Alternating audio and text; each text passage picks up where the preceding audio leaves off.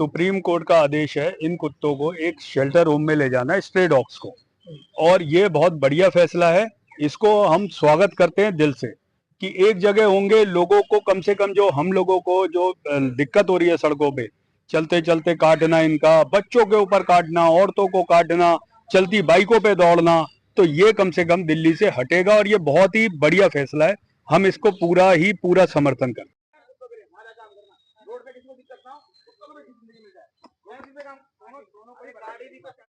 मैं बहुत बहुत स्वागत करता हूँ इसका कि गलियों में कुत्ते और खासतौर पे रोडों पे और इन पे पार्क में हम आते हैं, पार्क में इतने कुत्ते होते हैं, पीछे पीछे भागने लग जाते हैं, जगह जगह लैट्रिन करते हैं, उसमें फिसल करके भी लोग बाग गिर जाते हैं, उसका भी एक बहुत बड़ा कारण है। तो इसलिए बहुत बढ़िया स्वागत करते हैं इस फैसले का।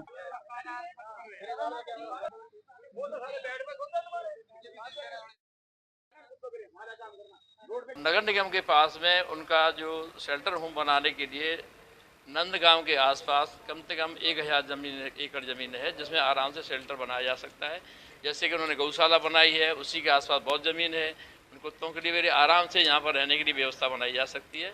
और पूरा नंदगांव नगर निगम की लैंड पर ही बसा हुआ है।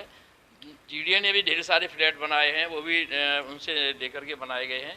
तो नंदगांव में भी बनाए जा सकते हैं, प्रताप विहार में बनाए जा सकते हैं, और भी काफ़ी ज़मीन है नगर निगम की लैंड की, गाजियाबाद में कोई कमी नहीं है। मैं सबसे पहले जो डॉग लवर हैं वो बिल्कुल निराश ना हो। अगर उनको कोई भी प्रॉब्लम है तो सेंटर उनके लिए बनाया गया है। आप पब्लिक को देखो, पब्लिक को जो काट रहे हैं तो प्रॉब्लम तो हो ही रही है ना, तो आप अपने सेंटर में जाके सेवा कर सकते हो, लेकिन पब्लिक को देखो।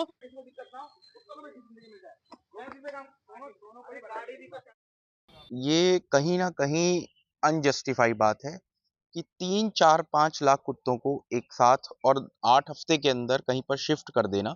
उसके लिए पहले पॉन्ड बनाने पड़ेंगे।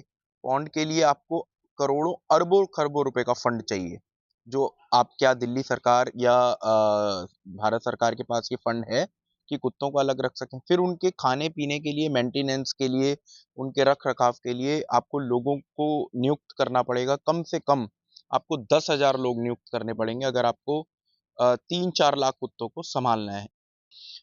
इस फैसले के अंदर कहीं भी एबीसी रूल का जिक्र नहीं किया गया। हमें काम ये करना चाहिए था, अगर सुप्रीम कोर्ट को ऑर्डर भी करना था तो दोनों पक्षों को सुनना चाहिए था। इससे अच्छा ये होता कि सुप्रीम कोर्ट जितने भी म्यूनिसिपल कॉरपोरेशन हैं तमाम इस देश के, उन सबको ऑर्डर करे, उन सबको सम्मन करे कि स्टेरिलाइजेशन को मास लेवल पे किया जाए। एबीसी रूल जो गवर्नमेंट ऑफ इंडिया और इंडियन पार्लियामेंट ने बनाए हुए हैं उनको अच्छे तरीके से इम्प्लीमेंट करे। ये ज़्यादा बेटर और इफेक्टिव तरीका है, क्योंकि दिल्ली में ना तो इतना बड़ा इंफ्रास्ट्रक्चर अवेलेबल है कि आप इतने सारे डॉग्स को एक स्पेसिफिक शेल्टर्स में रख पाओगे।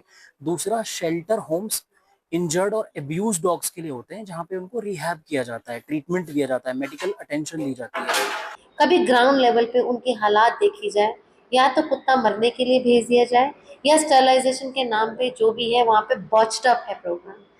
बहुत बार केसेस ऐसे हुए हैं कि जहाँ पे उठाया गया है डॉग, स्टरलाइज नहीं किया गया, कान काट के छोड़ दिया गया और बच्चे पैदा कर रहे हैं ओनली टू मेक मनी।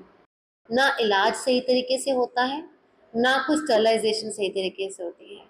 और मेरे को भेज के क्या होता है कि डिस्टेम्पर जैसी बीमारियां इन सेंटर में लगती है, क्योंकि हाइजीन नहीं है, इंफ्रास्ट्रक्चर नहीं है, गवर्नमेंट ने पैसा नहीं दे रखा, वहाँ लोग नहीं है, दवाइयाँ नहीं है।